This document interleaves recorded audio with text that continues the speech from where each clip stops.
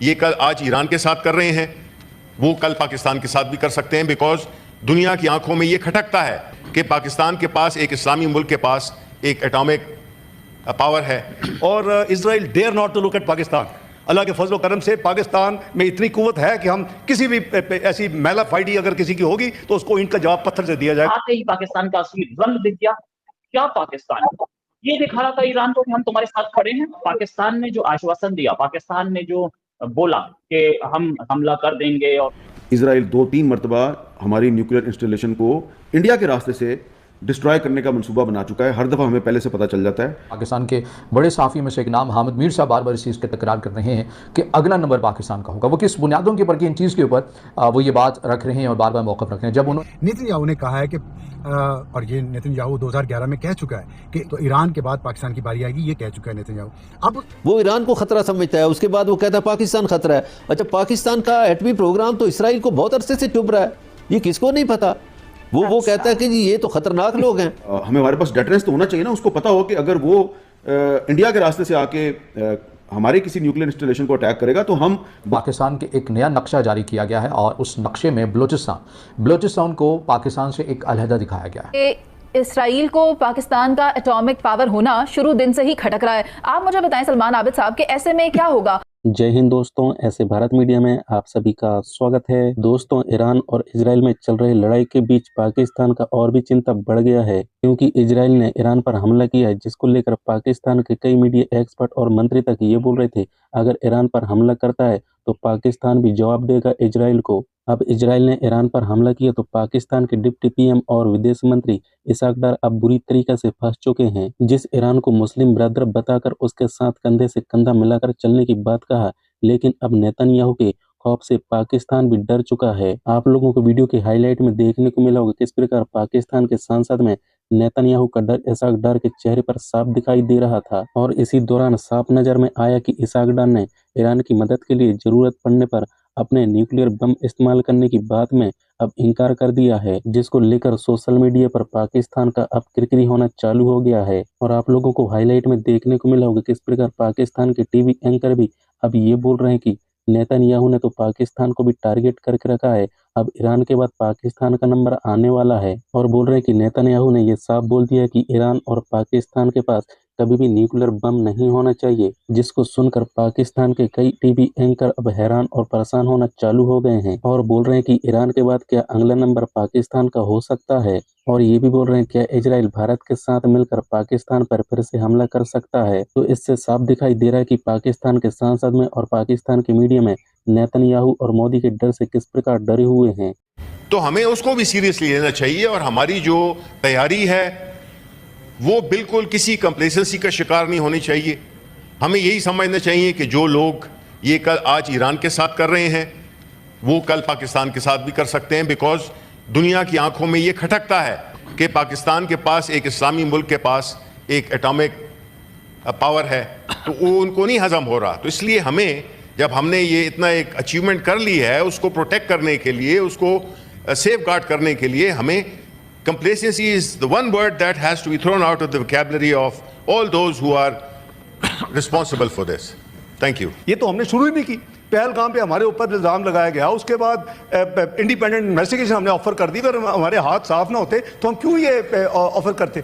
तो बात ये है कि हम NPT के नॉन प्रोलिफरेशन ट्रीटी की हमने सिग्नेटरी नहीं है, क्योंकि हमारी ये कंडीशन उस वक्त से 1998 से है कि इंडिया भी साइन करेगा तो हम करेंगे। तो ना इंडिया ने किया ना हमने किया, और इजराइल ने भी नहीं किया हुआ। लेकिन nuclear installations, whether you are member of NPT or not member, it is a serious crime to attack. ये सिर्फ UN चार्टर 51 नहीं है, ये बहुत बड़ा यानी इंटरनेशनल लॉ की वायलेशन है कि आप न्यूक्लियर फैसिलिटीज पे, क्योंकि उसके जो कॉन्सिक्वेंशियल नुकसान हो सकता है, लेकिन ये हमारी अपनी सिक्योरिटी के लिए है, हमारी अपनी स्टेबिलिटी के लिए है, इस रीजन में स्टेबिलिटी के लिए है। वरना 9/11 के बाद दोनों फौजें 11 महीने eyeball to eyeball खड़ी रही।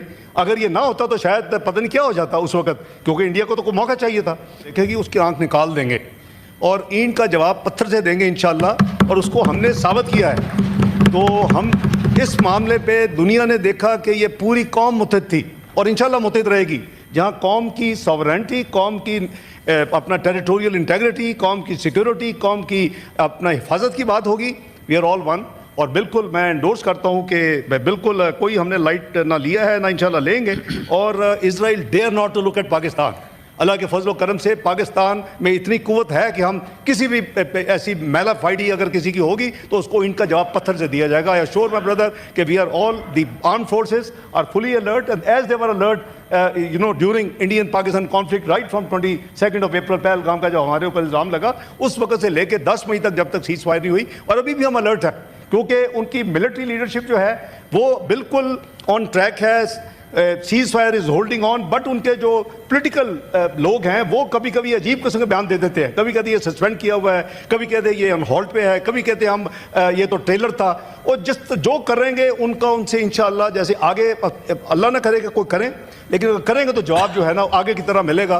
और इंशाल्लाह कोई इसमें कोई हमारे पास स्पेस है ही नहीं कि इस हवाले से हमारा जो ये कौम ने अपना पेट काट के ये सारी जो न्यूक्लियर फैसिलिटी है, मिसाइल फैसिलिटी है, इसको डेवलप किया है। ईरान की नेशनल सिक्योरिटी काउंसिल के मेंबर मोहसिन रिजाई उन्होंने बोला कि अगर इजराइल ने ईरान पर न्यूक्लियर हमला किया तो ये जो हमला है इसके खिलाफ पाकिस्तान इजराइल पर न्यूक्लियर अटैक करेगा। बहुत बड़ी खबर है, ईरान के नेशनल सिक्योरिटी काउंसिल के मेंबर ने बोली है, इसको हम नजरअंदाज नहीं कर सकते। इससे पहले भी खबरें आ रही थी, बहुत सारे वीडियोस बने, लेकिन उसके बाद पाकिस्तान डिनायल मोड में आ गया। ये पाकिस्तान का डिनायल मोड भी क्यों आया? इसलिए आया कि इजराइल से और अमेरिका से डायरेक्ट पंगा लेना ठीक नहीं है। आपको पता होगा पाकिस्तान दोगुला है। पाकिस्तान करता क्या, एक आदमी को एक चीज बोलता है, दूसरे को दूसरी बोलता है। उसे नहीं पता था कि ये बात ओपन में आ जाएगी, ये बात पब्लिक में आ जाएगी, और ईरान को ये बात पता थी कि अगर हमने पब्लिक में नहीं बोला तो ये पाकिस्तान ने हमें जो बोला है ये झूठा साबित होगा। पाकिस्तान अपनी बात से मुकर जाएगा कि हमने तो कभी बोला ही नहीं। इसलिए ये बात पब्लिक में आनी बहुत जरूरी थी। आते ही पाकिस्तान का असली रंग दिख गया। क्या पाकिस्तान ये दिखा रहा था ईरान को कि हम तुम्हारे साथ खड़े हैं? पाकिस्तान ने जो आश्वासन दिया, पाकिस्तान ने जो बोला कि हम हमला कर देंगे और उसके बाद मना कर गया, बोला तो जरूर होगा। अकेला इस्लामिक बॉम्ब है, एक ही कंट्री है, ईरान से दोस्ती बनाने के चक्कर में है। ऑपरेशन सिंदूर के टाइम पे ईरान उसे सपोर्ट कर रहा था, कश्मीर पे ईरान पे सपोर्ट मिलता है पाकिस्तान को, तो बोला तो जरूर होगा। डिनायल मोड क्यों आया? ये क्या पाकिस्तान डर गया कि अब मेरे ऊपर भी हमला हो सकता है, या पाकिस्तान को दोगुला नेचर एक्सपोज हो गया? क्या सिचुएशन सर? देखिए, पाकिस्तान एक खोखला देश है, उसमें कुछ है नहीं है, रिटोरिक के सिवा कुछ है नहीं है उस देश में। तो उनके न्यूक्लियर वेपन्स भी उनका है या अमेरिका का है, ये भी बहुत लोग प्रश्न उठा रहे हैं आज। क्योंकि जब आप उनके उसके एयरक्राफ्ट क्या एयरपोर्ट्स पे और हमला किया हमने, और उनके रहीम यार खान हो या उनके सरगोदा पे हो या उनके कैराना हिल्स में हो या चगाई हिल्स में हो, जब भारत ने हमला किया है, उनका पूरा न्यूक्लियर एस्टैब्लिशमेंट जो है वो ठप हो गया। तो ना पाकिस्तान के पास, एक तो पाकिस्तान के पास न्यूक्लियर बॉम्ब डिलीवर करने का क्षमता नहीं है। दूसरा, अमेरिका वहां बैठी है, उनको करने नहीं देगी।